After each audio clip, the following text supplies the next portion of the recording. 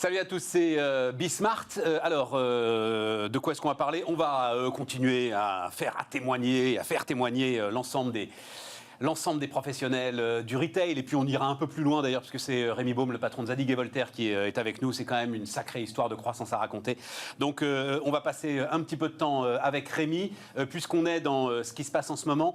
Je tenais absolument là, puisqu'on est reparti pour une nouvelle séquence, à vous rediffuser l'interview assez impressionnante quand même du patron de Brigad. Je ne sais pas si vous connaissez Brigad, Florent Malbranche. Brigad, c'est l'application au service de ce qu'on appelle les extras, l'ensemble des indépendants, mais sur une journée, de l'hôtel, café, restauration. Vous imaginez bien l'année qu'il a passée.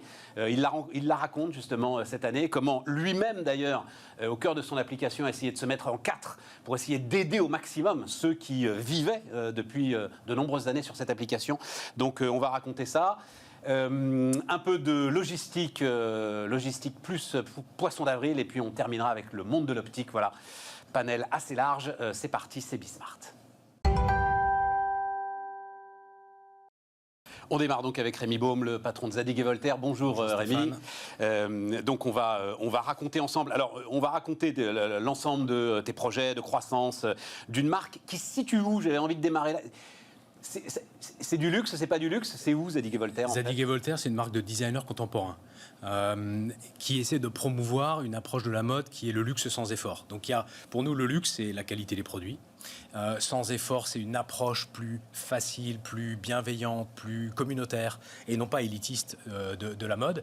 Et designer, parce qu'effectivement, on a 25 ans, enfin l'année prochaine, la marque a 25 ans, donc on n'est pas une marque patrimoniale au sens où on a un siècle de patrimoine à faire vivre, mais en revanche, on est designer parce qu'on a un point de vue stylistique que depuis 25 ans, on fait vivre. Et donc c'est ce côté designer. Voilà. Designer. Et ça existe sur le textile, sur l'habillement, sur la mode? Oui, bien sûr. Ce terme de designer. Absolument. Qui se situe quoi? Quelque part donc entre les grandes marques, dont je comprends bien quand tu dis, c'est intéressant, c'est quoi? Le luxe sans effort, c'est ça, hein, ouais, Rémi? C'est ça. Dont je comprends bien que tu estimes qu'elles en font trop?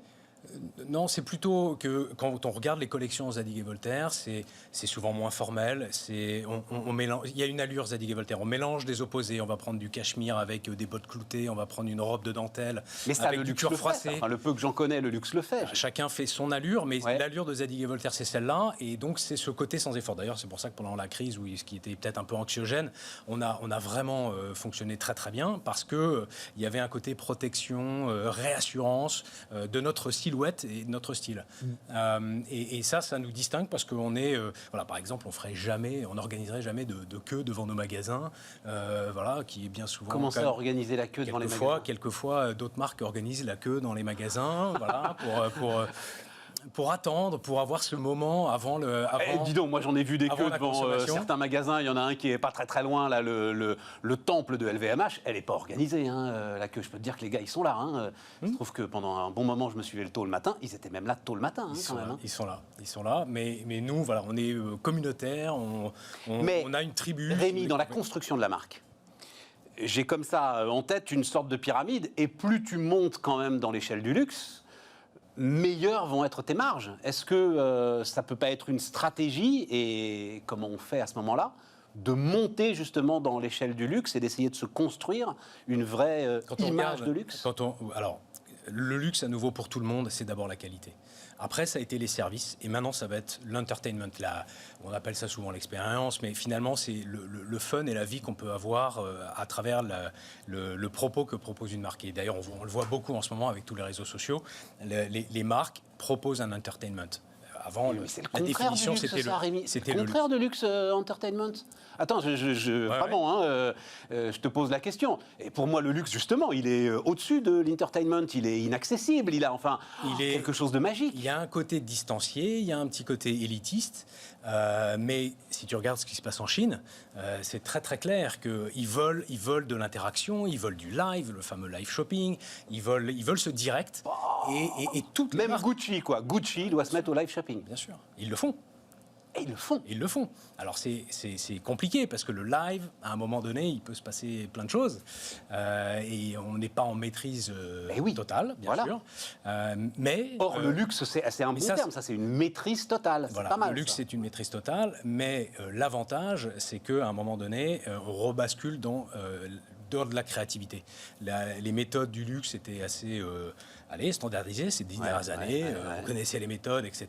Et désormais, les clients, ils ont toute l'offre qu'ils veulent et ils veulent quelque chose qui les touche vraiment de façon viscérale, de façon beaucoup plus proche. Et on voit que d'un point de vue de communication, on est en train de passer de communication très léchée, très propre, qui vont bien sûr continuer, mais avec à des choses qui vont plus droit au cœur, quoi, qui vont un fond. Je pense qu'à la fin, il va y avoir un rapprochement entre médias et mode et luxe beaucoup plus fort qu'il ne l'existe. Ce qui est déjà le cas. Alors, mais allons-y. En Chine, j'ai vu que alors quand même, tu es le pavillon du luxe de Tmall. Donc Tmall, c'est le Alibaba, voilà. Et donc c'est organisé en pavillon, c'est ça, en fait, Tmall, ils avaient un peu de mal à attirer les grandes marques parce qu'ils ont démarré un peu par le mass market. Et en fait, les Chinois consomment comme ça. Donc après, c'est posé la question de comment arriver à faire la jonction entre la plateforme de consommation des Chinois et puis les marques qui ont besoin de se moderniser toujours. Et effectivement, Tmall, à ce moment-là, a dit on va faire un pavillon spécifique, avec une entrée spécifique pour les marques de luxe. Donc c'est un mall, 2 entrées. Et surtout, mais comment ça se passe C'est dans le graphisme, quand tu cliques sur le pavillon du luxe, tu vas rentrer dans un environnement tout à fait préservé, au look and feel de la marque. Et effectivement, c'est donc plus maîtrisé. Et ça marche effectivement très bien avec le réseau de boutiques. Et ça, on voit bien le parallèle. Et ça, c'est eux qui te le designent. Enfin, vous le designez ensemble. Comment alors ça en fait, on a souvent, alors c'est en interne ou avec des prestataires qui vont faire un design selon les codes de la marque et qui ensuite le mettent sur ce pavillon Tmall. C'est ton objectif, la Chine aujourd'hui. Donc, alors, donnons un peu la mesure des choses. 350 points de vente dans le monde, mais 118 en France. La France, c'est 30% de ton chiffre d'affaires qui est à peu près, mais on en reparlera, 350-400 millions d'euros. 30% France, 30% Europe, 25% Amérique du Nord. Voilà. 15% Asie. 15% Asie. Donc effectivement, d'une part, c'est très bien d'avoir réussi à établir de façon très structurée la marque à 25% de notre activité, parce que ça veut dire que justement, une marque de designer française a réussi à avoir, dans un marché très compliqué comme les États-Unis, une activité. En revanche, maintenant, il faut effectivement qu'on accélère en Chine, étant donné qu'on connaît tous la bascule qui est en train de s'opérer sur le marché du luxe en Chine. Rémi, qu'est-ce qui fait qu'un pardon pour cette question, mais je regardais, j'avais pas conscience en fait de la réussite que représentait Zadig et Voltaire, notamment sur l'ensemble de ces zones aujourd'hui. Qu'est-ce qui fait qu'à un moment, tu arrives à créer un univers de marque? Qu'est-ce qui fait qu'à un moment, un New-Yorkais, il va chercher, enfin si c'est comme ça que ça se passe, la boutique Zadig et Voltaire? On parlait de designer pour commencer, et c'est exactement ça. C'est que tout d'un coup, quelqu'un émerge avec une vision très forte et différente de ce qui est proposé. Et tout d'un coup, c'est une évidence, parce que bien sûr, il manquait cette proposition. Donc Thierry Gillier, notre fondateur, c'est un artiste d'abord, c'est quelqu'un qui a une vision extrêmement claire, il a un œil laser sur ce qu'il voulait. Il a démarré, en plus, avec un point de force sur la technologie, le cachemire, le côté industriel du tissage, il le connaissait extrêmement bien. Il a proposé des produits qui étaient différents. Et ça, c'est l'aspect technique, et c'est ajouter l'allure. On parlait de ce mélange des genres, tout à fait l'allure de Zadig et Voltaire. Et ces deux ensemble ont fonctionné très bien en France, en Europe. Et comme il avait fait ses études aux États-Unis, qu'il était proche d'artistes américains, etc., c'était naturel pour lui d'aller personnellement monter cette business unit aux États-Unis, et qui a trouvé son marché. Parce qu'à un moment donné, il faut sentir, être enraciné, il faut sentir la population, et il avait cette connexion-là. Et la marque a pris très fort. Il y a une dimension de pari artistique quand même, d'irrationnel. À un moment, il faut faire de la communication aussi. Donc à un moment, je pense qu'il faut investir, mettre beaucoup d'argent sur la table. Ouais. Et c'est une étoile qui s'allume pas. Et donc, ça se décide pas souvent... encore, ce genre de choses-là. Ça rentre pas dans les algorithmes. C'est pas... Des marques qui naissent et des designers qui naissent, il y en a beaucoup, et heureusement, ça fait partie de l'émulsion du marché. Après, effectivement, il faut s'établir. Et on s'établit en nourrissant la marque. Tu parlais de communication. Par exemple, nous, on fait des défilés tous les 6 mois, tous les 12 mois, selon. Alors, par exemple, ça, c'est un choix, par exemple, faire des défilés. Bien sûr. Mais c'est logique dans un modèle particulier. C'est logique parce qu'on a notre point de vue stylistique à nourrir. Chaque saison, on l'a fait le mois dernier dans la Paris Fashion Show. Et puis après, il y a d'autres étapes parce que quand on arrive à 350-400 millions, pour viser beaucoup plus haut, là, ça veut dire d'avoir des grosses équipes dans plusieurs continents. Là, on va se structurer très fortement en Chine. Et donc, les recettes du départ sont un peu différentes des recettes du succès de la troisième phase, qui est un peu la phase dans laquelle nous, on entre. Et donc toi, parce que ta carrière, alors j'ai vu que c'était LVMH et Carrefour, donc le côté LVMH, ça y est, c'est réussi, et maintenant ils attendent de toi le côté Carrefour. C'est-à-dire que maintenant il faut faire du mass market avec... Ah non, jamais. Jamais, ouais, Non, voilà, c'est ça. non, bien sûr. Non, mais quand on dit mass market, c'est, enfin, l'ambition c'est quoi? Quand tu dis aller beaucoup plus haut, c'est de doubler le chiffre d'affaires? Oui, Oui. mais par le haut. Bien sûr, Ouais. il faut absolument préserver, je dirais, la qualité, la rareté, le caractère exceptionnel de ce que l'on fait. Et ça, c'est appuyé sur ce dont on parle très régulièrement, c'est-à-dire l'émergence de nouvelles classes moyennes, notamment en Chine, des nouveaux pouvoirs d'achat. Bref, c'est une clientèle finalement qui va grossir d'elle-même et Alors, dont j'espère qu'elle va se tourner vers... Nous, on vise la classe au-dessus de la classe moyenne. Au-dessus C'est-à-dire de que la la classe classe moyenne, moyenne, c'est la classe qui commence à acheter Alors, on va appeler plus ça pour l'automobile, alors, ouais. du mid-market. Voilà. Enfin, en tout cas, ils dépensent beaucoup plus. Ils sont plus dans la nécessité. Ils sont vraiment dans l'apparence, le statut social. Et puis, à mesure qu'ils deviennent un peu plus riches et aisés, on arrive et on leur propose un look qui est un look... Leur première différenciation, finalement, leur premier signe extérieur de richesse. Voilà, parmi d'autres. On est nombreux. Ouais, Mais ce qui est très intéressant en Chine, c'est que la génération qu'on appelle les millennials ou les Z sont assez différents de leurs parents, qui eux-mêmes n'ont pas vraiment connu Le pouvoir la communiste. révolution culturelle, exactement. Et donc, vraiment, ils sont individualistes au bon sens du terme, je pense. C'est-à-dire, finalement, je veux m'exprimer moi-même. Je suis un petit peu moins dans le regard de ce que le collectif va me dire. Je veux m'exprimer moi-même, je veux trouver mon style. Et c'est un peu notre espoir parce que depuis toujours, Zadig et Voltaire a cette envie d'inspirer ses clients et de leur faire oser leur style.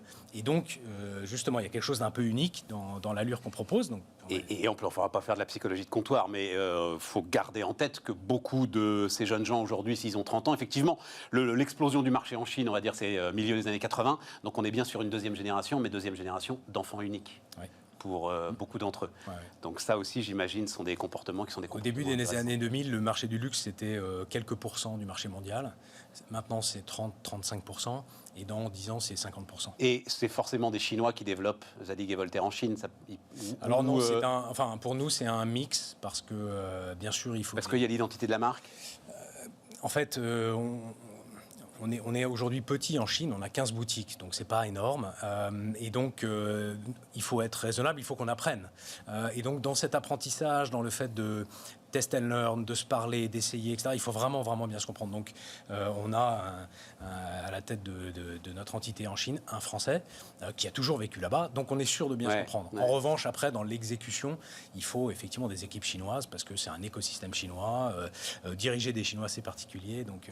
Bien sûr, bon, alors donc la France, combien de semaines de fermeture sur l'année? Là, tu les comptes d'ailleurs? Non, j'ai arrêté de les compter. Ah ouais, c'est ça. Je les compte en mois maintenant, donc ça va faire bientôt 4,5. 4,5. Ah oui, de mars, avril, novembre, puis encore mars, maintenant avril. Ouais. On fait ce qu'il faut faire. Maintenant, en tant que dirigeant, on voit bien le coût que ça a. Je dois admettre qu'en Europe et particulièrement en France, toute la partie prise en charge des salaires, ça a été vraiment remarquablement bien fait.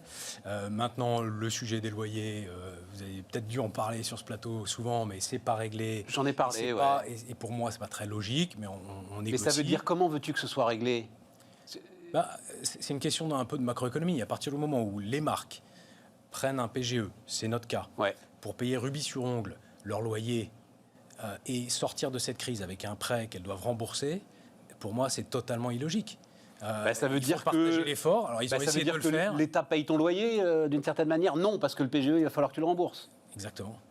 Il y a des pays en Scandinavie, c'est un tiers, un tiers, un tiers. Un tiers l'État, un tiers les bailleurs et un tiers les marques. J'en ai discuté avec Thierry Melchior, le patron d'Etam, voilà, qui lui dit assez clairement quand même, il y a eu de la part des grandes foncières, par exemple, avec lesquelles on a des relations durables, des gestes conséquents qui ont été faits. Mais quand tu as des petits bailleurs, etc., enfin, tu ne peux pas leur demander de s'asseoir sur un loyer dont eux-mêmes ils ont besoin, Rémi. Un tiers, un tiers, un tiers. Je pense que c'est un fait de guerre. Un tiers à ta charge, un tiers à la charge du bailleur, un tiers à la charge de l'État. La logique macroéconomique de mettre des milliards dans l'économie sur le dos des marques qui vont bien sûr devoir le rembourser, pour payer rubis-sur-ongle, et là je suis excessif en le disant parce qu'on a trouvé pour 2/3 de nos relations avec les propriétaires, on a trouvé des accords. Mais il a fallu vraiment négocier parce que c'était pas monté de cette manière-là. Ouais. Alors on va finalement y arriver, mais voilà, c'est beaucoup d'efforts. Bon, et ça a permis une accélération du e-commerce et de la vente en ligne pour Zadig et Voltaire ? Absolument. Alors à la fois parce qu'on était prêt en digital, à la fois parce que je pense qu'il y avait une convergence entre nos produits et puis le moment. Alors, mais tu étais même plus que prêt, c'est ça ? C'est-à-dire que tu sortais... Toi, tu es à la tête de Zadig et Voltaire depuis... un an. Depuis c'est pas moi qui l'ai fait. Oui, voilà, t'es arrivé dedans. C'est clair. Mais pour le coup, l'ensemble de l'outil, venait d'être modernisé, quoi. Exactement. Non, mais non, plus que ça. Depuis 10 ans, le digital est déjà au sein de l'entreprise. Donc, en fait, il y a une expertise qui est là et qui est forte. On faisait, avant le Covid, déjà 20% de notre activité sur le digital. Donc, en fait, on était parmi les best in class, on va dire. Ensuite, il y a eu la demande client au moment du Covid. Donc, ça a boosté un peu les choses. D'un point de vue de toutes les ramifications omnicanales, donc le rapprochement entre le digital et les magasins, c'était déjà en place, donc on a pu vraiment accélérer. Et en mars-avril dernier, on était sur des rythmes de x3, x4 sur notre activité digitale. Ça ne compensait pas la fermeture des boutiques, mais ça mettait un peu de plaisir dans cette période, en se disant, bon, en fait, nos produits sont scrutés, ils sont désirés et les gens consomment. Et puis, ils sont désirés par des gens qui ont les moyens de consommer et qui ne peuvent pas consommer ailleurs. C'est très très bon pour toi, ça, quand même, cette histoire d'épargne forcée, là. Parce que ce sont tes clients, globalement, qui, dans les 2 déciles supérieurs, qui aujourd'hui peuvent pas partir en vacances, peuvent pas aller au resto, etc. et tout. Ils vont aller dépenser un bout chez... pour l'instant, peut-être. Pour l'instant, c'est épargné. Pour l'instant, les 200 milliards, ils sont épargnés. Les 200 milliards, ils sont épargnés. Comment est-ce qu'on débarque dans une boîte, enfin, au bout de 3 mois, donc c'était fermé. Au bout de 2 mois, c'était fermé. Bon, j'avais beaucoup de chance, c'est que l'équipe était très bonne, donc j'ai pu m'appuyer tout de suite sur les gens qui par exemple, toutes les visites magasins, tout ça, enfin l'ensemble de la tournée que tu aurais pu faire, pas faire. Donc j'ai pas pu faire effectivement l'arrivée normale et en particulier d'aller un peu partout très vite, mais en revanche, regardant les choses différemment, c'est une chance presque, si je peux dire comme ça, parce que c'est un facteur accélérateur. Tout d'un coup, il faut connaître absolument tous les détails. Et pour être très franc, en mars et en avril, à 8h du matin, j'avais mon call tous les matins avec Arnaud Louet, mon directeur financier, et à la facture, on pointait qu'est-ce qu'on fait. Et donc forcément, en faisant ça, tout d'un coup, l'accélération de la connaissance de l'entreprise, elle est immédiate. Donc c'était... C'était compliqué, mais... Et puis, il y a cette fameuse question qui divise d'ailleurs les directeurs financiers, qui est très intéressante, l'histoire du budget zéro. C'est-à-dire que vraiment, l'entreprise, si vraiment j'essaye d'enlever toutes les sources de pertes, je suis à combien vraiment j'ai besoin. Donc cet exercice-là, en fait, il est peut-être salutaire. Et vous avez été obligé de le faire, et tu as été obligé de le faire, ce qui permet effectivement de rentrer dans les arcanes. Exactement, et dans les budgets successifs, le BBZ, le budget base zéro. Le BBZ, absolument. Il a une vertu parce que, bien sûr, tout d'un coup, on voit finalement ce qui était un peu superflu lié à la routine. Il y a un débat là-dessus, parce que tu as des directeurs financiers aussi qui disent que ça ne sert à rien. En fait, tu peux mettre n'importe quoi dans le BBZ, mais bon, c'est un débat de directeur financier. Qu'on garde d'un côté, mais qui n'est pas inutile. D'accord. Toi, tu dis il faut avoir les deux. Surtout quand tu débarques à la tête de la boîte. On le voit par la force des choses. Tout ce qui nous arrive était présent, c'est une accélération des phénomènes. C'est en phase de conclusion. C'est pas le monde d'après, c'est le monde de demain, absolument. C'est-à-dire que en fait, tout ce qui était en gestation s'accélère. Bon, le digital, on en a parlé, la créativité, le besoin de créativité, on en a parlé. Oui, nous, en fait, assez vite, en mars-avril dernier, une fois que les urgences étaient vraiment gérées, on s'est mis vraiment encore plus à l'offensive. Par exemple, tout notre travail sur le pipeline d'innovation, le pipeline produit, on l'a encore plus accéléré par rapport à ce qu'on avait. L'expansion réseau, on s'est dit, en fait, on a un plan 5 ans, mais en fait, les opportunités arrivent maintenant. Donc, nos 3 premières années du plan 5 ans, il faut qu'on les effectue en 18 mois. Et en fait, on est beaucoup plus à se dire, sortons plus fort qu'on ne sera rentré dans la crise. Des stocks pour la reprise? Réponse courte. Elle va être comme ça une fois qu'on aura le feu vert, une fois que ce sera parti. À l'été dernier, j'étais agnostique. Je crois que là, effectivement, les gens on n'en peut plus. Et donc, il y aura un gros pic de consommation. Rémi Baume, le PDG de Zadig et Voltaire, était notre invité sur Bismart. On repart les amis, on repart avec Olivier Le Rodelec. Bonjour Olivier. Bonjour Stéphane. Fondateur de Box. Alors j'ai mis la dernière brique logistique et Box m'a bien fait sourire. Alors vous avez fait un poisson d'avril, hein, il faut bien qu'on a le droit, on a bien le droit d'en avoir un nous aussi. Et franchement, il était assez top. Donc je vais vous le lire les amis. Donc communiqué très très bien fait en plus, exactement le genre de communiqué qu'on reçoit. À partir du 1er mai 2021, les points relais seront autorisés à ne pas remettre les colis si leur destinataire ne justifie pas d'un achat d'au moins 10 € effectué dans un commerce de proximité. Vous avez apprécié le clin d'œil. Formidable idée, mais j'y ai cru. Je dis, ah mais, et vraiment j'ai vu le truc, j'ai dit, ah mais tiens, j'étais passé au travers. T'as même la petite phrase de Bruno Le Maire qui va bien, tu vois, ministre de l'économie, nous espérons que les petits commerces pourront profiter de cette mesure pour mettre en place leurs propres solutions. Nous allons changer l'environnement, etc. Machin. J'espère que nous en voudra pas trop. Vive la République, vive la France. Non, parce que c'est ultra crédible. Ils en sont, malheureusement, alors je me suis permis de répercuter votre poisson d'avril parce que je l'ai trouvé excellent, mais j'ai dit arrêtez de leur donner des idées comme ça, les gars. Ils sont capables de dire mais c'est une bonne idée ça, mais mettons-la en place. Bon, c'est pour vendre quoi? C'est pour vendre en fait une nouvelle boîte aux lettres.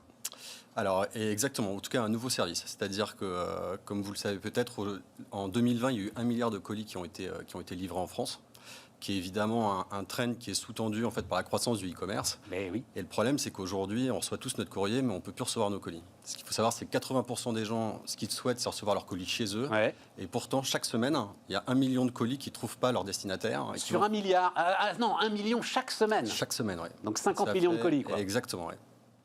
Et donc, ce qui fait qu'il y a un problème qui devient majeur, un problème de satisfaction client, un problème de politique urbaine aussi, parce que finalement, ça congestionne, enfin, ça participe au congestionnement des centres-villes, à la pollution des centres-villes. Et donc, la thématique derrière tout ça, c'est comment on pense la ville de demain en tenant compte de nos nouvelles habitudes de consommation. Ah oui, tu te... oui. Voilà.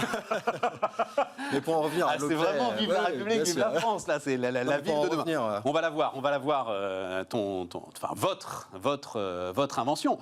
C'est une boîte à lettres connectée, globalement. Bon. C'est une boîte à lettres connectée qu'on met dans les parties communes des immeubles ou devant les maisons et qui permet d'assurer de manière sécurisée en fait, la réception des colis pour tous. Ça va un tout petit peu plus loin quand même, parce qu'à l'intérieur, vous avez réfléchi à 2-3 éléments qui sont quand même intéressants, notamment au fait qu'elle soit autonome en énergie. Effectivement. Alors, notamment pour l'habitat collectif, ce qu'on a voulu concevoir, c'est une solution qui tienne compte des contraintes de notre habitat et qui sont de plusieurs ordres. La première, c'est qu'on a des parties communes qui sont relativement étroites, donc il faut réussir à concevoir une consigne qui soit la plus ergonomique possible. Ensuite, notamment dans l'habitat existant, un des freins à l'adoption, ça serait le fait de réaliser des travaux. Donc on a fait en sorte de concevoir quelque chose qui ne nécessite aucun travaux d'installation, d'où l'autonomie en énergie. Enfin, faut la coller au mur, quoi. Mais voilà, mais c'est exactement. Très très bien. Et enfin, une solution qui soit la moins chère possible, parce que tout le monde souhaite avoir ce type de service, mais tout le monde n'est pas prêt non plus à y allouer des budgets considérables. Il faut une solution frugale. Ouais, mais alors c'est là où donc on va pas donner le prix, c'est pas notre sujet. Bien sûr. C'est un investissement quand même. Alors, je veux dire, c'est plusieurs centaines. Pour les particuliers, c'est plusieurs centaines d'euros. Alors pour la maison, effectivement, alors après, vous avez un usage en illimité, donc il faut acquérir la consigne en elle-même, et c'est 299 €. Et en revanche, je le donne parce que vive les vendeurs, pour donner un ordre d'idée.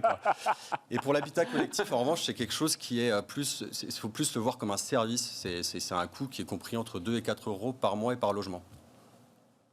Mais alors, comment est-ce que ça marche? Alors, d'abord, connecter. Pourquoi connecter? Pourquoi est-ce qu'il faut qu'elle soit connectée, cette parce que la façon dont ça fonctionne, c'est qu'une fois que vous avez une consigne box, par exemple, dans votre immeuble, la façon dont ça fonctionne, c'est que vous avez une app box qui va vous permettre de générer des codes à usage unique que vous allez transmettre au livreur et qu'il va pouvoir en fait taper sur le clavier de la consigne et ainsi déverrouiller la consigne et déposer le colis. Et toute l'activité dans la consigne en fait est tracée, ce qui permet d'apporter un maximum de sécurité. Tracée via toutes les émissions de codes d'ouverture, de fermeture, que ce soit les ouvertures du livreur ou celles du end-user. Pour être clair, d'ailleurs, ce code généré par votre appli, en fait, vous dites aux gens, il faut le rentrer sur l'adresse. Quand vous donnez votre adresse, tout à fait. En fait, il faut le rentrer sur l'adresse. De manière à ce que ça apparaisse sur l'étiquette de livraison. Et puis par ailleurs, on a mis des balances connectées à l'intérieur de nos consignes qui permettent de vérifier les variations de poids et de s'assurer effectivement qu'il n'y ait pas de comportement inélégant, on va dire, de la part des uns et des autres. Mais parce que c'est forcément à ça qu'on pense. Bah, bien sûr, c'est normal. C'est-à-dire qu'on se dit, le gars, il va vider la boîte. Exactement. Dans la mesure où c'est une consigne qui est partagée, il faut réussir à instaurer un climat de confiance entre les copropriétaires. Et d'ailleurs, il n'y a que les copropriétaires qui peuvent avoir accès à cette consigne ou le tiers de confiance à qui vous avez remis un code.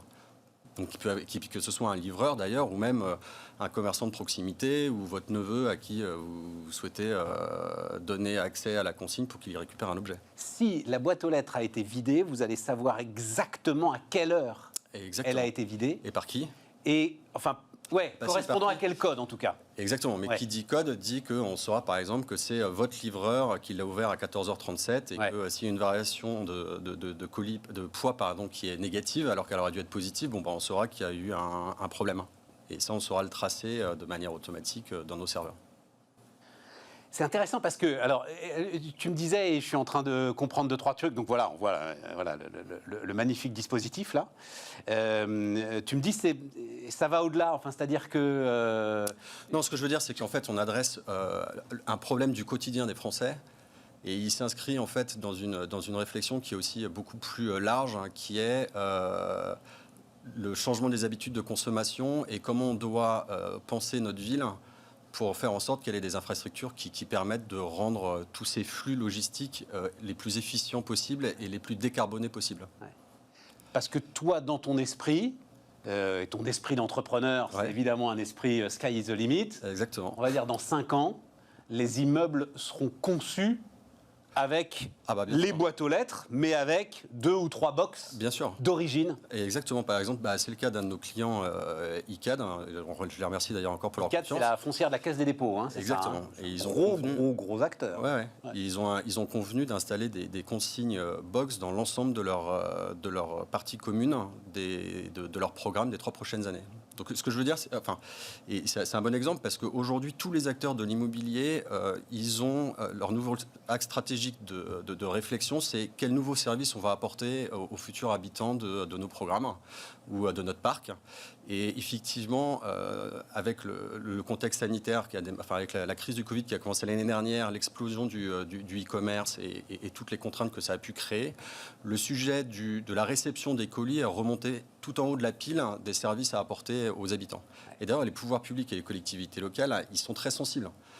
Nous, on a déployé récemment sur Meudon, sur la commune de Meudon et d'ici les Moulineaux, plus de 1000 logements ont été équipés de systèmes box.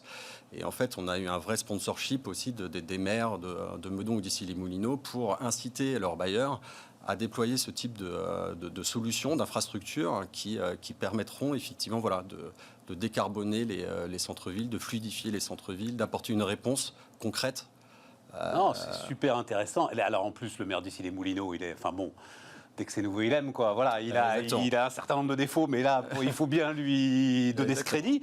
Et est-ce que ça veut dire, parce que moi, je pensais aussi à tout le potentiel des objets connectés, parce que tout ça, cette pile que tu mets qui dure 2 ans, je crois. Autonomie de 2 ans. 2 ans. Ça veut dire que derrière, quand même, tout a été pensé pour une énergie ultra frugale. Et exactement. Voilà. Ça a été la clé de notre concept, du produit qu'on a développé. Or, il faut quand même peser. Tu as quand même un dispositif pour peser, tu as un dispositif pour générer les codes. Tu as un dispositif, c'est quoi? C'est du Bluetooth C'est de la connectivité Bluetooth. C'est de la connectivité Bluetooth pour que ça... Donc, en fait, c'est le téléphone de l'utilisateur qui va permettre, au moment où vous allez générer une ouverture via votre smartphone en Bluetooth, c'est à ce moment-là que la mémoire du microcontrôleur va se décharger dans notre cloud, dans notre back-office, toutes les informations d'ouverture, de fermeture, toute la remontée d'historique d'informations de la consigne.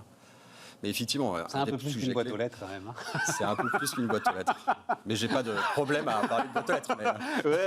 Mais il y a un peu de techno dans la boîte aux lettres, quoi. Bah oui, il faut, oui. Et puis en plus de ça, moi je suis convaincu que en déployant ce type d'infrastructure, en fait, on peut à l'avenir agglomérer tout un tas d'autres services pour les habitants, qui soient effectivement donc dans l'habitat collectif ou individuel dans les maisons. Vous avez, il y a des concurrents. J'imagine qu'il y a un certain nombre de brevets. Il y a des concurrents. Très vite, il nous reste une petite minute. Oui. Alors des brevets, nous on en a déposé un effectivement sur notre techno. Des concurrents, il y en a. Ils ont pas. C'est juste qu'ils n'ont pas, je pense, approcher le problème sous le même angle. Les solutions qu'ils proposent, c'est des solutions qui ressemblent beaucoup à des Amazon Locker.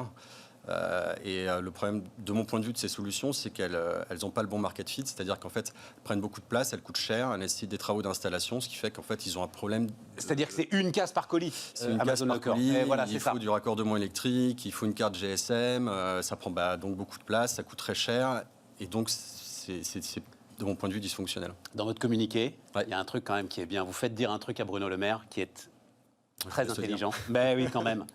Parce qu'il ne dit pas ça va permettre de freiner l'essor du e-commerce. Non, il dit ça va permettre aux petits commerces de mettre en place leur propre solution de click and collect. Voilà. Oui, parce que c'est un nouveau produit qu'on développe en ce moment. Ça, c'est brillant.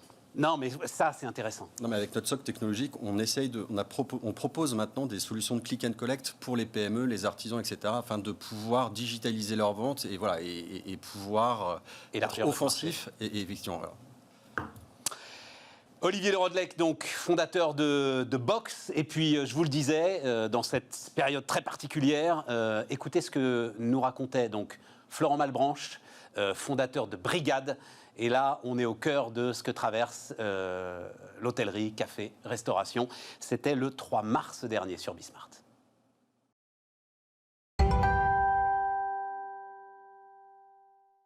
On repart, les amis. Alors, comme je vous le disais, on va radicalement changer d'ambiance, là, pour le coup. Salut Florent. Florent Malbranche, donc avec nous, PDG, cofondateur de Brigade. Bonjour. Alors, on dit un mot, puis après, tu vas me raconter comment tu gères tout ça. Brigade, c'était il y a combien de temps j'ai dû noter ça quelque part. 5-6 ans 5-6 ans, c'est ça. On a lancé l'activité en 2016. Et l'idée, c'était l'appli pour les extras. Les extras de l'hôtellerie-restauration. C'est ça. L'appli super pratique qui s'occupait de tout, qui donnait d'ailleurs une forme d'indépendance, de garantie, notamment de garantie juridique, de sécurité, etc. Tu faisais tout pour les extras. Exactement. Sur des missions de 24-48 heures, parfois plus courts. Et donc là, bim, tout s'est arrêté. 14 mars, tout s'arrête. Tout s'arrête en France d'ailleurs, en Angleterre et aux Pays-Bas. Les 3 pays sur lesquels on était présents. Impossible à anticiper, évidemment. Évidemment. C'est jamais arrivé. Donc là, on regarde un peu spectateur ce qui se passe. Et la première chose à laquelle on pense, c'est la communauté. On a 15 000 personnes sur la plateforme, 15 000 personnes qui comptent sur nous pour travailler, pour gagner de l'argent et donc pour vivre. Ouais.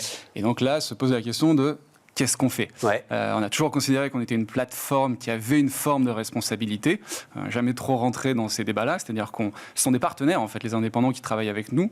Sans eux, on n'est pas grand-chose, et sans nous, en fait, ils sortent. Et puis, tu facilitais l'ensemble de leur démarche. Exactement.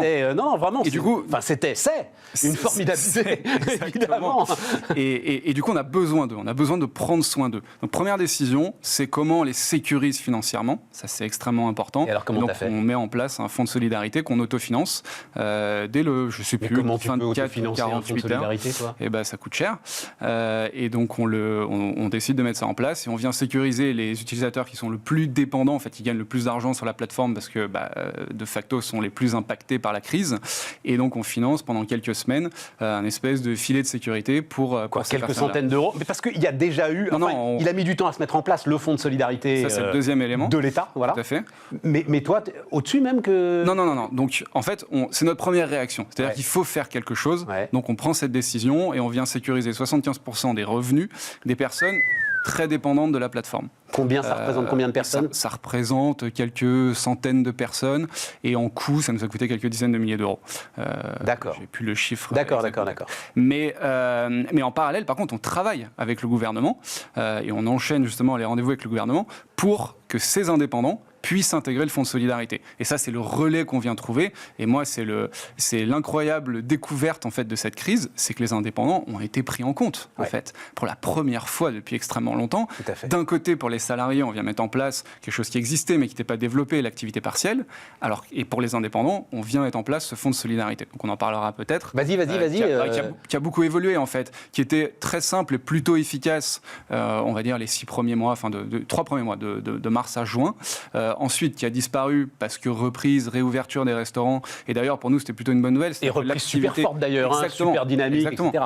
Pour nous, excellente nouvelle. Et d'ailleurs, c'est ce qui fait qu'on a hyper confiance en l'avenir. C'est que l'activité repart instantanément sur la plateforme. L'émission retombe partout en France, pareil en Angleterre. Mais alors donc, quand ça a refermé là en novembre, fonds de solidarité différent alors à ce moment-là, exactement. Fonds de solidarité différent à ce moment-là. Alors, pas différent tant dans les montants et les conditions d'accès, mais beaucoup plus contrôlé. Il y a sûrement eu des fraudes et des abus, ça on l'entend, mais la conséquence première, sans rentrer dans le détail, c'est que les délais s'allongent en fait. Et aujourd'hui, il y a des milliers d'indépendants qui attendent 1 mois, 2 mois, 3 mois pour toucher les aides auxquelles... C'est quoi, c'est 1 500 euros, c'est ça? 1 500 euros maximum. Hein. À condition d'avoir perdu au moins 50% de son chiffre d'affaires. Mais ça veut dire qu'il faut que tu aies quand même déjà une année d'activité, c'est-à-dire il faut que tu aies un bilan à présenter pour avoir les 1 500 euros. Pas forcément, non. Il y a plusieurs façons de comparer son chiffre d'affaires. Et là aussi, tu leur as apporté une aide, c'est-à-dire brigade du conseil. C'est ça, voilà. De l'assistance, bien sûr. Évidemment. Comment faire, qui appeler, quelle démarche entreprendre, etc. Tout à fait. Mais peut-être ce qu'on peut souligner, et qui est probablement le plus important, c'est qu'en fait, c'est bien les aides, mais il faut leur retrouver du travail. C'est ça notre rôle en tant que plateforme. Nous, ce qu'on veut, c'est apporter des missions sur la plateforme. Et ça, c'est le deuxième. Évidemment, on les a aidés. Évidemment, on a fait tout ce qu'on pouvait pour qu'ils aient accès à ce fonds de solidarité. On s'est aussi appuyé d'ailleurs sur certaines organisations syndicales. J'en profite pour souligner le travail exceptionnel qui est fait par Indépendant.co, qui est fait par Union, qui viennent justement en soutien de ces indépendants-là et qui peuvent les assister. D'ailleurs, je passe le message, qui peuvent les assister en cas de situation un petit peu compliquée. Très intéressant. Absolument. Ça, c'est un travail magnifique qui est réalisé et qu'il faut souligner. Nous, en parallèle, en fait, il faut trouver des missions. Et c'est là, d'ailleurs, où je suis extrêmement fier des 12 mois qui viennent de passer. C'est qu'on a réussi à passer... depuis le début, je dis, Brigade, c'est une start-up dans les RH. C'est pas quelque chose dans l'hôtellerie-restauration. L'hôtellerie-restauration, c'est le premier pan, première industrie à laquelle on s'attaque. On a déjà eu la discussion, on a parlé plein de fois. J'ai vraiment à cœur que les gens comprennent ça. Et en fait, ça nous a donné l'opportunité de ça. Qu'est-ce qui s'est passé au début de la crise, en fait? Les EHPAD, les cliniques, les maisons de retraite, mais les gens ne voulaient plus trop aller travailler, en fait. Et donc, ils avaient besoin... En fait, tous ces établissements sont plus ou moins des gros hôtels, en fait, médicalisés. Et de la restauration. Et de la restauration. Tout à fait. Exactement. Et donc, c'est là, en fait, où nous, on a eu le plus d'impact et le plus de valeur ajoutée. C'est qu'on est passé de 0 mission sur ce secteur à plusieurs milliers par mois en quelques mois. Avec une formation particulière, alors j'ai appris ça. Exactement. Il faut une formation particulière pour aller bosser en EHPAD quand même. Il faut savoir travailler dans un milieu médicalisé. Voilà. Ce qu'on sert dans un EHPAD est forcément un petit peu différent de ce qu'on peut servir au restaurant. Et donc, c'est là où on a eu le plus de valeur ajoutée, en fait. C'est offrir cette formation. Enfin, offrir financièrement, c'est pas le point, en fait. C'est prendre le temps de l'organiser, en ligne, évidemment, et faire en sorte que toutes les personnes... C'est-à-dire qu'elle n'existait pas, la formation? Elle existait, mais il fallait la rendre accessible. Donc, on s'est appuyé sur des partenaires pour le faire. Et donc, on a pu former comme ça des centaines de cuisiniers, de chefs, aux contraintes du milieu, on va dire, médical ou médico-social, et qui, aujourd'hui, réalisent des missions dans tous ces établissements. Et ça, c'est absolument... Les équipes chez Brigade ont été incroyables là-dessus. C'est génial, quand même, bien sûr. Plusieurs milliers de personnes, tu dis? Plusieurs milliers de personnes, bien sûr, oui. Ouais. Et alors maintenant, est-ce que tu n'es pas quand même, parce que tu dis je suis très optimiste, parce que dès que ça va rouvrir, ça repart?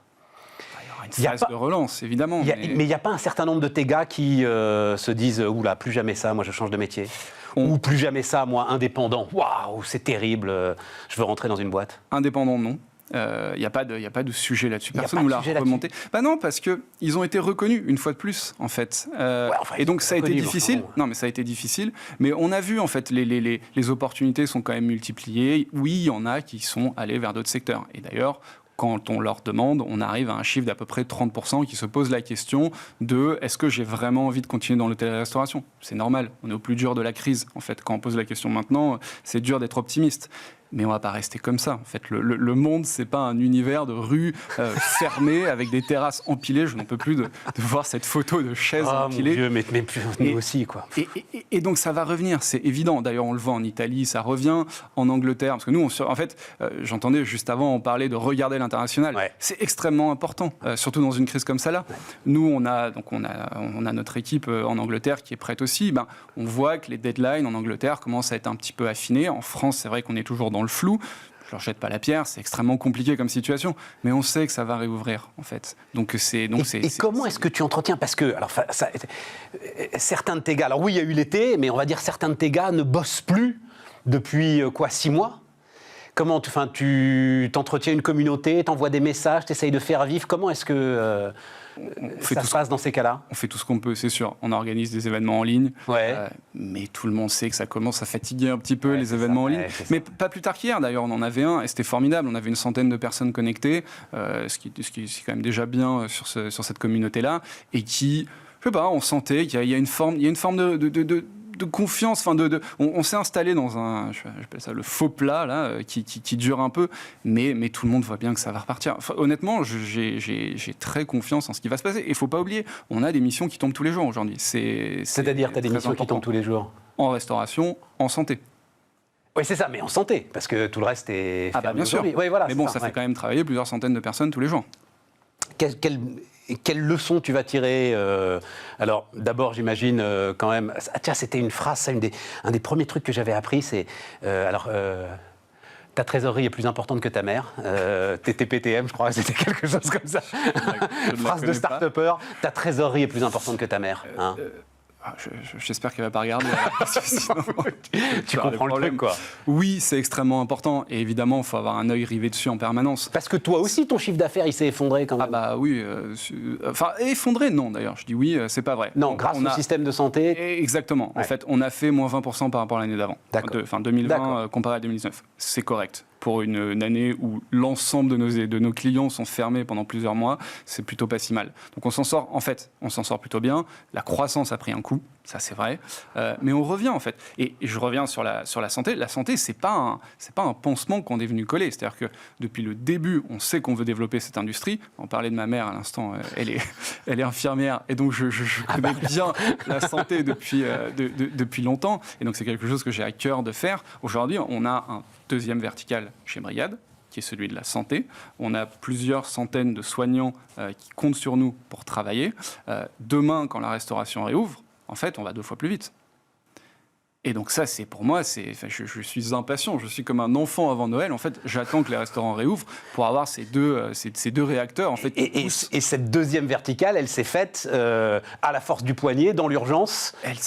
Tu pensais, mais en fait, tout a été accéléré par ce que tu as traversé. Il faut y aller, quoi. Donc on a hésité. D'ailleurs, on a cherché, on a lancé l'agriculture. À un moment, il y avait les agriculteurs qui disaient on va avoir mal à trouver. Je me souviens très bien de cette histoire. On a lancé ça. C'est encore vrai d'ailleurs, sur le ramassage notamment des fruits. Oui, c'est pas un franc succès. Et puis petit à petit, en fait, via la restauration en santé, c'est les besoins de personnel de soins, en fait, se sont fait. On les connaissait, mais en tout cas, les gens nous ont dit votre plateforme fonctionne très bien, on a envie de l'utiliser pour le personnel de soins. Et donc, on a regardé si c'était faisable. On a lancé ce test en septembre. Aujourd'hui, ça marche extrêmement bien. On réembauche aussi chez Brigad, ce qui est une super nouvelle. Et donc non, très confiant en l'avenir. Et puis cette crise, donc pour parler des leçons, 1, dépendre d'une industrie, c'est dangereux. Ouais. 2, c'est mieux. Ouais. Et puis, en fait, ça nous a permis de prendre un petit peu de recul et de prendre du temps, de mieux faire les choses. On a travaillé sur plein de sujets, qui soient produits, la communauté, on en parlait à l'instant. Ça nous a permis aussi de prendre le temps de devenir une entreprise à mission. Depuis longtemps, je clame notre différence en disant que voilà, moi je veux construire une plateforme qui soit éthique, qui soit responsable, qui soit durable. Je veux trouver un modèle qui tienne dans le temps, qu'on soit une vraie... Je ne dis pas que Brigad est le futur du travail, je dis qu'on est un morceau du futur du travail. Et donc on a fait ça, on a fait cette conversion en entreprise à mission. Et donc voilà, et aujourd'hui on est... Open Classroom en même temps que toi. Il y en a plein. Ouais, absolument, mais parce que vous avez des parcours pour moi qui sont un peu comparables. On a tellement hâte que ça reparte et on est impatient. Florent Malbranche, PDG, cofondateur de Brigad, notre invité sur Bismart. Et on va donc terminer avec le secteur de l'optique, avec Olivier Padieux, qui est le président du groupement Optique 2000 d'ailleurs. Hein. Bonjour, oui, bonjour Olivier. Parce que le fameux truc là, Optique 2000, enfin bon bref, tout le monde vous l'a fait en permanence, non? Très souvent. Johnny Hallyday, etc. C'est resté, oui, effectivement. Comment? Mais alors justement, vous souhaitez en sortir, ou au contraire finalement vous êtes ravi d'être accroché à ce slogan, à cette voix, à cette image, à cette... Non, on ne souhaite pas en sortir. C'est quelque chose qui a marqué les Français, qui a marqué beaucoup de générations. Donc vous dire qu'on chercherait à effacer ça, non. Alors on ne peut plus l'exploiter, mais non, c'est une très belle partie de l'histoire de notre communication. Donc on en est très content et nous, on est très heureux que ça continue à faire un peu le buzz. Ce qui est incroyable, Olivier, c'est que... Alors, oui, je ne sais pas si ça fait le buzz, mais ça vient tout de suite, quoi, voilà. Et c'est sorti comme ça, c'est lui qui a sorti ça comme ça. Et on s'est dit, c'est super bien, on le garde. Ça n'a pas du tout été travaillé, c'est sorti. C'était pas prévu. Il est arrivé devant le micro, il a fait « Oh !» C'est sorti comme ça. Quelle histoire. Voilà. Parce que ce qui est génial dans ce slogan, c'est qu'il dit Optique 2000. Oui. Mais non, mais c'est ça que c'est. C'est ça qui est Ouais. fou. Il y en a tellement des slogans formidables, merveilleux. Mais au fait, c'était quelle marque? Tout à fait. Alors on n'a pas gardé la voix, mais on a quand même gardé l'intonation et puis Maintenant, c'est un autre c'est chanteur. plus la même voix. C'est plus la même voix. Tout à fait. Mais beaucoup, quand on pose la question, tout le monde retient que c'est toujours Johnny qui chante. Et pourquoi c'est lié à sa disparition, aux relations avec les ayants droit? Enfin, vous avez, Ah oui, ça oui, m'intéresse, hein, du côté, oui, c'est lié aux ayants droit. Et puis à partir du moment où la relation contractuelle était terminée, on ne pouvait plus exploiter la voix de Johnny. Mais par contre, on a eu l'autorisation de garder la forme du jingle et qu'on a gardé parce que maintenant c'est une signature quasiment indélébile, mais pour beaucoup, c'est toujours lui qui le chante, alors que si vous écoutez, vous verrez que c'est plus le cas. Et comme c'est lui qui l'a réalisé comme ça, ses ayants droit ont toujours en fait une part des royalties sur je sais pas là, je pourrais pas vous répondre. Dans tous les cas, c'est vrai qu'en plus, il faudrait voir avec l'agence qui a. Mais c'est une belle histoire. Johnny n'étant plus là, c'est aussi une forme de respect que de. Ouais, mais enfin, j'en sais rien. Alors, mais je sais pas, Olivier, parce que c'est de l'activité économique. Voilà, oui, mais le rapport qu'on avait avec lui était bien sûr sur un plan économique, mais ça allait au-delà de ça. On a communiqué plus de 10 ans ensemble. Ouais. Donc, on est très fiers de cette communication, de l'image que ça a donné aussi et de la notoriété que ça a donné à l'enseigne. Donc, aujourd'hui, on est très content de ça et on veut que ça reste quelque chose qui reste que positif. Parce que c'est le cœur de l'entretien qu'on va avoir ensemble. Ce que je voudrais comprendre, c'est ce qui vous différencie. C'est-à-dire, vous êtes dans un cœur de ville aujourd'hui, oui. Vous avez des agences bancaires, enfin ça, il y en a de moins en moins, et puis des opticiens.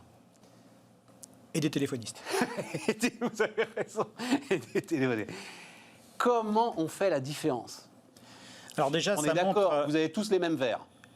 Alors non. Il y en a quoi? Il y a 3 fabricants? Non, il y a beaucoup de fabricants. Par contre, il y en a 2 ou 3 qui ont une part de marché importante. Essilor et Zeiss, c'est ça Essilor, Zeiss. On a un fournisseur asiatique qui s'appelle Oya, qui est quand même très présent aussi en France. Japonais, celui-là, c'est ça? Voilà, tout à fait. Et après, vous avez une kyrielle de fournisseurs de verre plus ou moins exotiques. Donc non, il y a beaucoup de fournisseurs de verre. Par contre... Mais quoi, qui font des verres de spécialité, des choses... Qui vont du verre du plus basique, dit sphérique, à des verres progressifs. Je rappelle aussi que le terme Varilux n'est pas... c'est une marque. Le terme Varilux... C'est une marque qui appartient à Essilor, j'imagine. C'est une marque qui appartient à Essilor, effectivement. Et c'est un verre progressif qui s'appelle Varilux. Mais quand vous dites cette myriade de petits fournisseurs plus ou moins exotiques, vous travaillez avec eux de temps en temps? Qu'est-ce qui vous apporte? Non, d'accord. Non. Nous, on a, vous avez cité 2 fournisseurs, donc Essilor et Zeiss, ce sont les 2 fournisseurs référencés au niveau du groupe Optique 2000. Donc nos associés travaillent avec Essilor, qui a aussi qui a aussi les verres BBGR, qui est une filiale d'Essilor. Encore une fois, comment on fait la différence à partir du moment où, globalement, vous êtes tous approvisionnés par... Nous, professionnels, ou le porteur? Parce que le porteur... vous, pour nous, c'est-à-dire que... Le porteur en les portant. Comment est-ce que moi, qui prends la tête du groupement Optique 2000, je vais pouvoir à un moment dire à mes clients, c'est mieux que si vous alliez chez Atoll ou chez... Alors d'autres enseignes travaillent aussi avec les mêmes verres qu'Essilor. Maintenant, il y a aussi, quelle que soit la qualité du verre, si le verre, la mesure est mal prise, si la monture est mal choisie, s'il est mal centré, s'il est mal taillé, vous ne serez pas bien dedans. Donc la qualité professionnelle quand même de l'opticien intervient, heureusement d'ailleurs. Les autres enseignes ont la même qualité que vous enfin, je parle des grandes enseignes qu'on connaît tous. Globalement, oui, on fait bien tous notre métier, voilà, c'est vrai. Après, c'est la notoriété aussi de marque. Zeiss a une notoriété importante. Essilor, fabricant français, inventeur du Varilux, a une notoriété importante. Ils ont encore des usines aussi en France, ce qui est important parce qu'on maintient de l'emploi en France avec le groupe Essilor, le groupe Zeiss aussi, qui est présent en Bretagne. Donc, tous ces aspects-là nous font... Comment est-ce que vous, dans votre stratégie, vous dites je vais faire la différence avec vos concurrents, j'en sais rien. J'ai cité Atoll, Chris, Avec un verrier, avec le même verrier, ça va être aussi sur tout ce qu'on peut mettre en avant sur le choix des montures, sur l'accompagnement. Notre communication, c'est aussi on s'occupe de tout. C'est-à-dire que c'est bien d'avoir des bons verres, mais si vous pouvez éviter de passer du temps ensuite à retourner les papiers à la sécurité sociale qui vous les renvoie à la mutuelle. Donc c'est sur les à côté. C'est sûr que sur le verre en lui-même, à partir du moment où on choisit le bon fournisseur et qu'on centre bien les verres et qu'on choisit la bonne technologie par rapport à l'usage du porteur, c'est pas sur la... le verrier fait partie des aspects qui vont être regardés par le porteur. C'est évident que quand on dit qu'on travaille avec quelqu'un qui rentre dans un de vos magasins, vous êtes à Angers, je crois, hein, c'est ça? Dijon. À Dijon. Quand on rentre dans un de vos magasins, les gens vont s'intéresser. Ah oui. Quelquefois, des porteurs ont une mauvaise expérience avec des verres. Soit dans lesquels ils n'étaient pas bien sur le plan vision, soit des verres avec lesquels, au bout d'un an et demi, le traitement s'en va, il se raye énormément. D'accord. Il y a la qualité de surfaçage et la qualité de traitement. Donc, et puis voilà, c'est pour certains porteurs, un verre progressif, c'est un Varilux. Mes Varilux, ça va pas. Non, ce ne sont pas des Varilux. Ah. Et donc j'en veux un, quoi. Et donc je veux Varilux. Je veux Zeiss parce que c'est la référence sur les appareils photo. D'autant que, assez souvent, je ne le paye pas. C'est-à-dire qu'il y a, c'est pris en charge par les mutuelles. C'est ça aussi qui est assez particulier dans la relation que vous pouvez avoir avec vos clients. Ça m'intéresse énormément. Hein. Alors, je ne le paye pas. Je peux choisir d'avoir ou non un reste à charge. Ouais. C'est-à-dire que selon le remboursement que j'ai avec ma mutuelle, j'ai des catégories de verres possibles. Une différence aussi, vous me posiez la question, pourquoi travailler avec tel ou tel verrier? On sait qu'on travaille en travaillant avec un verrier... Non, c'était pourquoi moi, porteur, comme vous dites, je vais choisir Optique 2000 plutôt qu'une autre enseigne.